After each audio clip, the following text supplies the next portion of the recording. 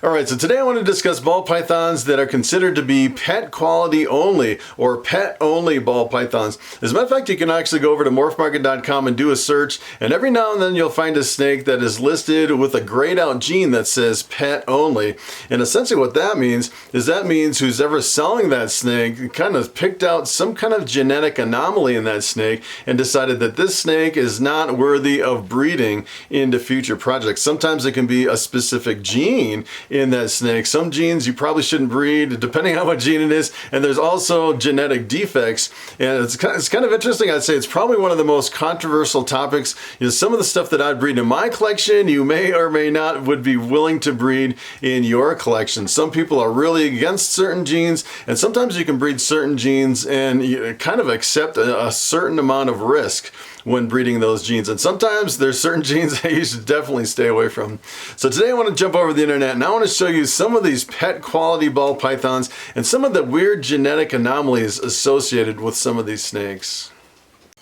Alright, so I want to jump over here on morphmarket.com, and I want to start with a snake that there's very little controversy whether this is pet quality or not. Some people are like, alright, should I breed my snake or shouldn't I breed my snake? Depends on the genetic anomaly. And in this case, I would say pretty much everyone in the industry agrees that this particular snake is pet quality only. This one actually happens to be an Enchi Desert, possible vanilla. Look at how beautiful this snake is. Really stunning snake. And what makes this a pet quality only, as a matter of fact, it's actually listed right here in the description in capital letters. This is a pet only ball python. Do not breed this ball python, whatever you do. And essentially what this is, this actually contains the desert gene. So the desert is actually problematic. As a matter of fact, if you actually look at the genes here, this is a desert and it's a female. So the desert has some weird anomaly with the females that if you actually tried to breed the females, I've actually seen some people say that they lay all infertile eggs, and then sometimes your deserts, when they're in the process of laying eggs, that can actually kill the female.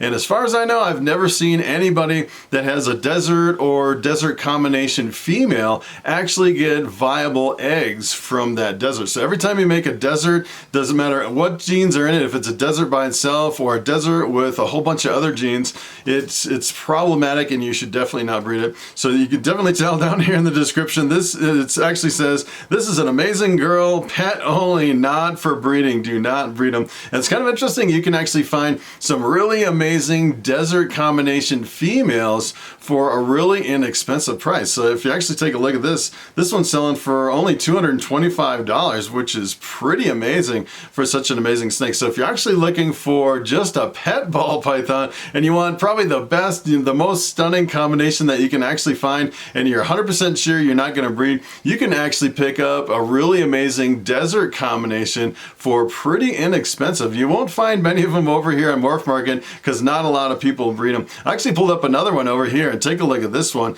and it's kind of interesting. The desert is actually a dominant gene. As far as I know, I don't think I've ever seen a super desert, so I don't think you can actually breed two deserts together to make the super. As far as I know, I've never actually seen one. Not a whole lot of deserts over here on Morphmarket, so I think it's a dominant, and you can actually mix some other genes into the mix to make some of the most stunning combinations. And it's kind of a bummer. I'd say it's probably one of the genes that makes probably the most impressive combinations. It's really similar to the Desert Ghost. The Desert Ghost is actually a recessive gene. It has almost the same effect and doesn't have any genetic problems similar to the Desert. And this one, if you actually take a look at this one is also a female. It's listed as a Spider Enchi Desert, and then right over here you see on the right someone actually listed it as pet only. It's kind of a grayed out little gene over here, and you can actually search for pet only and find all the pet only snakes over here at Morphmarket. It actually has just the pairing down here, and sometimes you really have to pay attention to the descriptions and exactly what's going on with the genes. If you actually see anything with desert, not to be confused with the Desert Ghost, but I'd say most of the deserts are listed as pet only. I actually found one more desert over here. Take a look at this one. This is another desert, and it's not listed as a pet only. As a matter of fact, you can actually breed this desert because it's a male and not a female, which is kind of where you get into the controversial topics. So if you actually bred, this is actually listed as a tiger. The tiger is the desert plus the enchi. Look at what it does with the enchi to make a really impressive combination. And a lot of times you can pick them up relatively inexpensive for some of these desert combinations. So here's the problem. If you actually took a desert or a desert combination that was a male and you breed it to something else, 50% of the offspring are going to come out as deserts or desert combinations. And out of those 50% deserts, you'll actually get half males and half females. So 25% of the time, you're going to end up with pet quality snakes, pet only snakes that people won't actually be able to breed, which is kind of a bummer. As a matter of fact, I actually saw a YouTube video and the guy was really working heavy on the desert, and he had bred the desert through his whole collection, and it was pretty amazing. I can't remember who was hosting it, but it was on someone else's channel, and they visited this breeder and they were going through their whole collection and they just kept pulling out all these stunning snakes one after the other. And I was like, what in the world are they doing that they're getting so impressive snakes that I'm not doing? I couldn't believe how impressive their snakes were. And about halfway through the video, they finally admitted, they said, yes, these are deserts and desert combinations. Can make some really impressive combinations, but all the females are pet quality only. So personally, I would definitely stay away from the deserts. Although if you're just looking for some pet quality animals, you could probably pick up a really amazing pet that has a desert and a bunch of other genes in there for a lot less than a lot of your other combinations. So here's another one I actually found over here on Morphmarket, searching for the pet only. Sometimes you can actually click on the pet only and bring all those up. And sometimes you'll randomly find them over here, and sometimes they aren't listed as pet quality only. You have to kind of read down in the description sometimes. So this one's actually listed as a pet only spider. And at first glance, you're like, what? Why in the world is this a pet only? If you actually look at the ad and kind of scroll down in the description, it says this girl has finally started eating and just won't stop eating, but her wobble is too severe to make her a quality breeder. So that's one of the more controversial things about the spider, is they can actually have a head wobble. I've actually seen some really severe head wobbles in spider where they really don't know up and down. Sometimes I've actually seen them like crawling on their back. It's kind of crazy. So when it comes to spider, it's kind of interesting because a lot of people can't really figure out what causes the head wobble in the spider. I've actually seen some people taking a spider with really severe head wobble and corkscrewing, and it eats fine and it breeds fine, and they'll breed it to something else and get a whole clutch of spiders with no problems at all, indicating that the head wobble is not necessarily a genetic anomaly. So it's kind of weird. You actually talk to like a veterinarian or something like that and say, hey, I'm taking my spider that has a severe head wobble and I'm gonna breed it. And people kind of freak out. They say, no, you should never breed a spider with a severe head wobble. Most people would agree that you shouldn't, but I've actually seen that if you take a spider with a severe head wobble, it doesn't transfer to the offspring like you would think it would as far as a head wobble or no head wobble. I've actually seen some people taking a spider with no head wobble, breed it to something else, and every single offspring has severe head wobble. So pretty much from what I've heard when it comes to the head wobbles in spiders, that some people actually claim that you can line breed out the head wobble, but I'd say that's pretty a rare case that I've seen. I actually have one spider in my collection. It's a pastel spider desert ghost with zero head wobble at all. And a lot of people say that when it comes to the head wobbles and spiders, it doesn't matter if your spider has a head wobble or no head wobble. If you breed it to something else, you're taking a chance that a certain percentage of your offspring could actually end up with a head wobble. So some people say, and it really depends on the amount of head wobble too. Some people, they see just a little bit of wobble in the head and they're like, no, I'm not going to breed my snake. And some people, have like severe corkscrewing and stuff like that. And I'd say it's kind of justified depending on, a lot of people are just like, I'm never going to breed a spider ever again. I've actually seen people, they'll take a spider, breed it to something else. All the offspring are just have really bad corkscrewing and they completely get out of the project. And I've actually bred a few clutches of spiders here in my collection, and I've I've had pretty much zero head wobble in every single spider that I've produced. And I'm actually up here at 9,000 feet up in the mountains of Colorado. I'm thinking maybe the elevation has something to do with the head wobble. And everyone's been trying to figure out, they don't know if it's, affected by the incubation temperatures, maybe the incubation humidities, maybe it's the line breeding, the different lines of spider. And most people would say, every time you breed a spider, you're taking the risk of getting some sort of head wobble. So that's some people actually list these as pet quality. As a matter of fact, if you actually go to Europe, a lot of the reptile shows over in Europe, they completely ban the display and the sale of spider and spider combinations because of the risk of the head wobble. And if we can actually figure out what causes the head wobble, and we can kind of get around, the whole head wobble issue, setting our incubation temperature or humidity, or if we can actually figure out what's causing it, I think we could actually bring the spider back into popularity. But at this point, I think we're pretty much up in the air as far as the spider. So here's another one. This is actually listed as a cinnamon hypo paradox. This is actually a cinnamon. The hypo is the ghost, which is a recessive gene. The ghost kind of fades it out. And the problem with this one is if you can actually see it pretty obvious right here in the snake. It has one little kink right in the spine right here. And it's kind of interesting when it comes to kinks. Some people say that, the certain genes are susceptible to kinking. And I've actually seen a kind of kinking in just random snakes all across the board. It doesn't really matter what genes. Some people say like the super cinnamons or the super black pastels seem to kink a little bit more, but I've actually seen just kind of random snakes across the board kind of kinking. As a matter of fact, if you actually look at this ad, this one also lists it as a pet only snake. And this is actually a female. It says down here, this girl has a super small tail kink being sold as a pet only. And kind of the interesting thing about the kinks in ball pythons is I've actually seen some where they'll have just a tiny little kink up kind of in the middle of the snake. And if you actually have a male with a kink, I would say that you could probably breed that to something else because, the males are not as susceptible to like the problems with developing eggs and passing those eggs through the body. Although some people would kind of disagree and they say, hey, if that snake has a kink, it's potential that it has the potential of actually transferring that kink to the offspring. But I haven't really seen that it's genetic. I've seen a lot of people, they'll take a snake with a kink in the middle, a male, they'll breed it to something else over and over and over, and they'll never get a kink in any of the offspring, for the years and years that they have been breeding it. But a lot of people definitely disagree, especially if you talk to a veterinarian and say, hey, if you have a genetic defect, you probably shouldn't breed your snake. So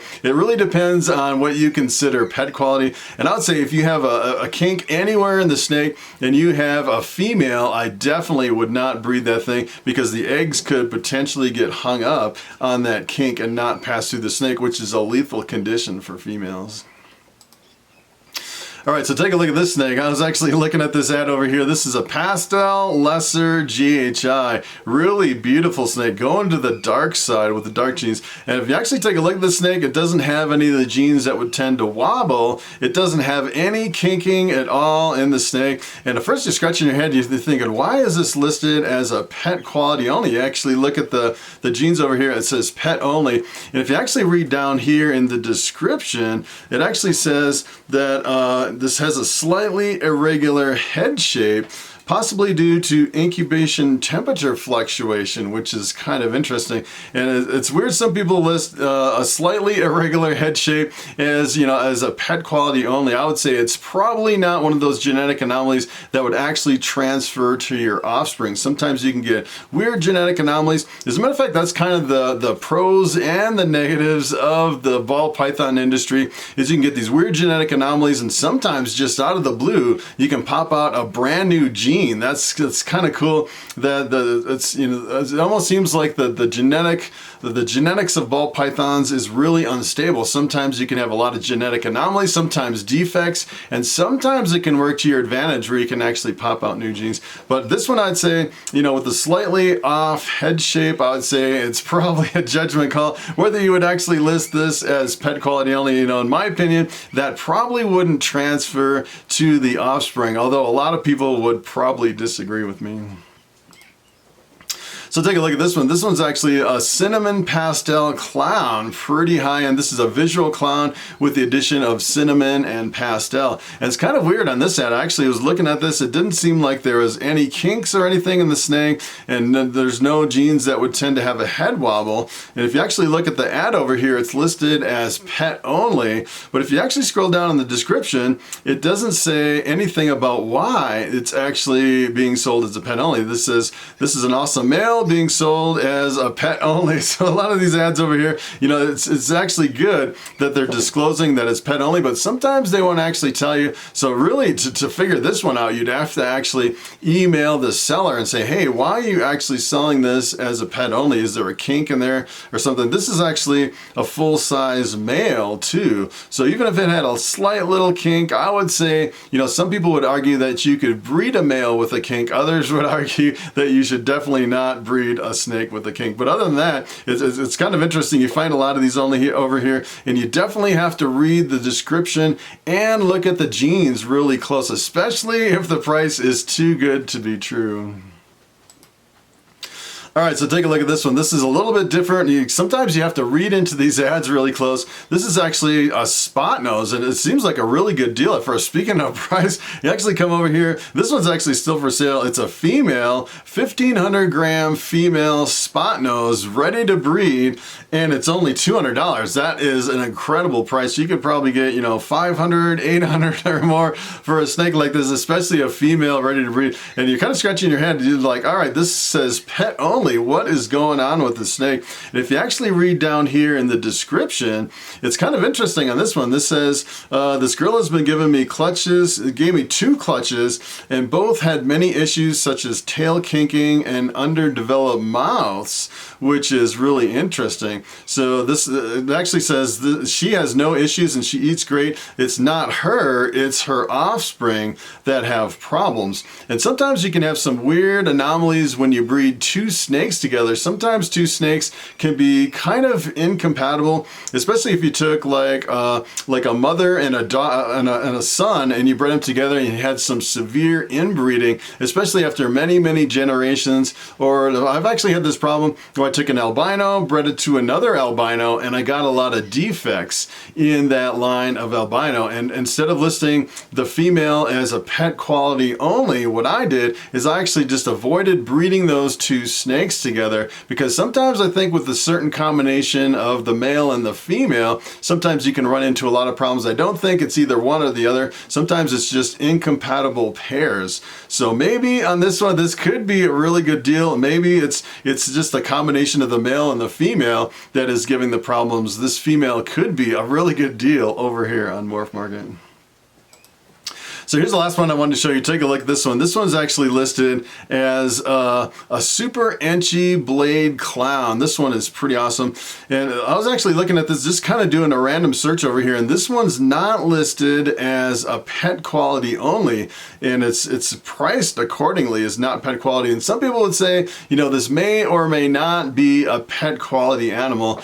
And at first you're kind of looking at it thinking, hey, that sounds like a really good deal. It's 1,100 gram female clown, getting close to being ready to breed, which is awesome. And if you actually take a really close look at the snake and look at the head on the snake, the weird thing about this one is you'll actually see on the head that there's no eyes at all. It was actually born with no eyes, which is really weird. It actually shows both eyes, and it almost looks like it's kind of a genetic anomaly right from birth. It has scales right where the eyes would be, which is kind of wild. And so you actually read the ad over here, and it says that it eats well, and I'm sure it would breed well. It just kind of has a lack of eyes. And I'm thinking in a genetic anomaly like this probably isn't transferable from the parents to the offspring. I don't think if you took a snake with no eyes, you bred it to something else, I don't think half the offspring, I don't even think you'd have a higher chance of producing offspring with no eyes, which is kind of a random anomaly. It seems like every now and then you'll get a snake with no eyes, or you get like a weird 2-headed snake is kind of the weird things in ball pythons. Sometimes you'll get chimeras, which is essentially two different, it's like two different embryos that combine and form one snake, where you get different genetic material in the same snake. And a lot of those are actually viable, and you can breed them to something else, and you'll never really reproduce the genetic anomaly. So a lot of these are really controversial. Would you breed a no-eyed snake or not? I would say that you probably could breed this one, and you wouldn't get the genetic anomaly reproducing of no eyes, although a lot of people would probably disagree with me. All right, so it is time for the question of the day. And Leland Riker asks, how soon after a ball python lays her eggs will she be ready to breed again? And that is a very good question.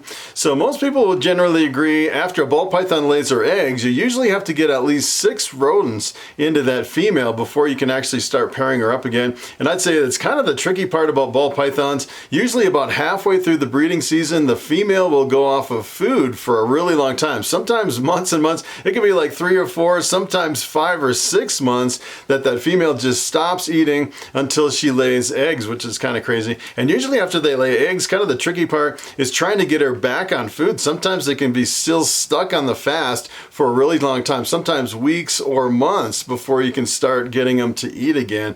So I'd say there's not really a general rule of thumb as far as how long it takes. It really depends on how soon you can get them to eat after they lay their last batch of eggs before you can move them into the next breeding cycle. And I've actually had females that would eat the same week that they laid eggs, and some of them will kind of struggle for sometimes weeks, sometimes months. It's kind of crazy. There's a few things you can do. I would suggest changing all the substrate in your tub and really kind of scrubbing down your tub and disinfecting everything. Sometimes that'll kind of trigger them to go back on food. I've actually seen some people give them a bath sometimes with kind of warm water and give them a bath right after they lay eggs, and sometimes that'll actually trigger them to eat. But I'd say there's really no rule of thumb. It really depends on how soon you can get them back on food after they lay eggs. So that is pretty much it. Thanks for watching, and I will see you in the next video.